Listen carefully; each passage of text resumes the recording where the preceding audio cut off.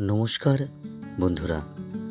আজকের কবিতার নাম বিদ্রোহী কবি, লেখক পাঠে গোপাল দাস।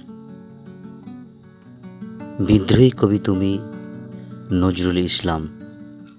তোমাকে জানাই বিনম্র শ্রদ্ধা প্রণাম। তিনি জন্মেছিলেন 24শে মে 1899।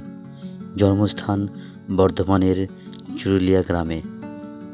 পিতা কাজী ফকির আহমেদ, মাতা জাহেদা খাতুন। তিনি প্রিয় সন্তান।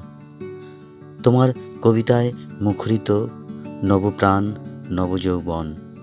তোমার প্রতিবাদী ভাষায় অশুভ শক্তির ভয়ে ভীত হয় এক লহমায়। চরম দারিদ্রতায় চলমান জীবন সংগ্রাম, লড়ক মনের পরিচয়। লেঠোর দলে গেয়ে গান, বেঁচে থাকার কঠিন লড়াই, আগামীর আহ্বান। সচেষ্টায় শিক্ষা অর্জন, শিক্ষাই করেছে তোমায় মানবিক ও মহান। সমাজের নানা অন্যায়ের বিরুদ্ধে সদা প্রতিবাদ, সোচ্চার ভীষণ। অসহায় মানুষের চিরকাল পাশে থাকার প্রাণপণ নজরুল ইসলাম। কাজী নজরুল ইসলাম, তোমায় জানাই বিনম্র শ্রদ্ধা ও প্রণাম। তুমি অন্ধকারে আলোর পথ, নবদিগন্ত। তুমি হেরে যাওয়া মানুষের বাঁচার বল। তুমি আগামীর পথ ভোলা পথিকের উৎসাহ। নজরুল গীতি সকলের বেঁচে থাকার রসদ। আজীবন সৃষ্টি সুখের উল্লাসে মেতেছিলেন বিদ্রোহী কবি।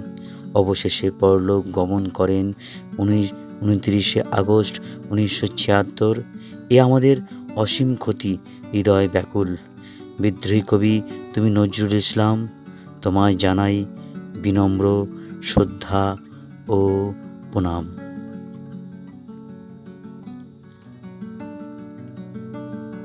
আজ এই ছোট্ট একটি কবিতার মধ্যে দিয়ে, স্বরচিত কবিতার মধ্যে দিয়ে কবি নজরুল ইসলামের প্রতি আমার বিনম্র শ্রদ্ধা, প্রণাম, ভালোবাসা।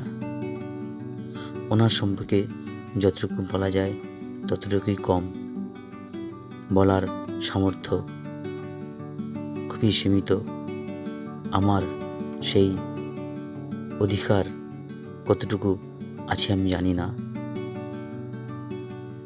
নমস্কার।